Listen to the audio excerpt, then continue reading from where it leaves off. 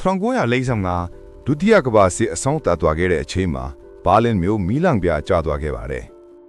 ဟစ်တလာကလည်းကိုတပ်တည်သွားခဲ့ပြီးနာဇီအာဏာစနစ်ပြိုလဲသွားခဲ့ပါတယ်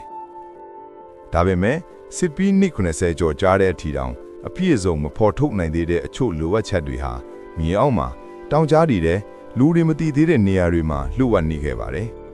ဒီနေ့မှာတော့နာဇီတွေထားခဲ့တဲ့လှုပ်ဝက်စီမံကိန်းတွေကိုအမှန်အတိုင်းအချက်လက်နဲ့ခွဲခြားပြီးတင်ပြပေးသွားပါမယ် Rice Project 1943ဟစ်တလာရဲ့အမိန့်နဲ့ပိုလန်နိုင်ငံရှိတောင်တိုင်းများထဲမှာမြေအောက်ဆက်ယုံကြီးတစ်ခုစတင်ဆောက်လုပ်ခဲ့ပါတယ်ဥမင်လိုင်ကောင်းများမိုင်းကြီးရှိပြီးကွန်ကရစ်ခန့်မာကြီးတွေလှုပ်ဝက်လိုင်ကောင်းတွေရှိခဲ့ပါတယ်ဒါပေမဲ့ဘာအတွက်ဆောက်ခဲ့လာလဲဆိုတာကိုသူတည်တနာများခံမှန်းချက်အရဟစ်တလာရဲ့ယုံကြုတ်အသစ်လားလှုပ်ဝက်လက်နက်များဆက်ယုံလားနျူကလ িয়ার အစီအစဉ်လားဆိုတာကိုအတိအကျမဖော်ထုတ်နိုင်သေးပါ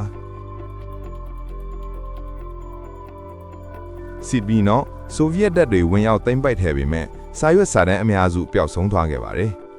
2000နှစ်နောက်ပိုင်းမှာပဲတချို့ဥမင်လိုင်ကောင်းတွေကိုအပြည့်အဝလေ့လာနိုင်ခဲ့ပါတယ်ယနေ့အထိ Rice Project ရဲ့အမှန်တရားကိုမသိရသေးပါဘူး Nazi Gold Train 1939နာဇီဂျာမနီကဥရောပကိုဝင်ရောက်သိမ်းပိုက်ခြင်းမှာ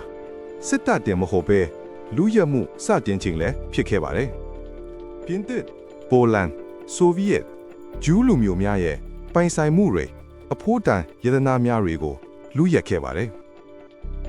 1945နာဇီဂျာမနီတွေဆုတ်ခွာတဲ့အချိန်မှာသူတို့လူရက်ခဲ့တဲ့ကမ္ဘာတဝန်းယတနာများတွေကိုဘယ်သူမှမသိအောင်ဟွက်ခဲ့ကြပါတယ်ဆိုဗီယက်တပ်တွေအနီးကပ်လာချိန်မှာယထာတစင်းကိုအရေးပေါ်ထွက်ခွာခိုင်းခဲ့တယ်လို့ပြောကြပါတယ်ယထာထဲမှာရွှေတုံးများအမှုပညာလက်ရများဗန်ငွေကြေးများတောင်တန်းတစ်ခုအောက်ကိုဝင်သွားပြီးထွက်မလာတော့ဘူးလို့တမိုင်းလူကြားထဲမှာပြောဆိုကြပါတယ်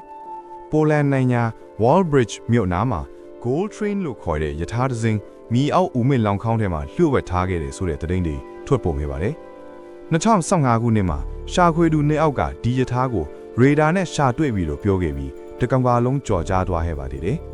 ပိုလန်ဆိုရနဲ့ပညာရှင်တွေအကြီးအကျယ်ရှာဖွေမှုပြန်လည်စတင်ခဲ့ပါတယ်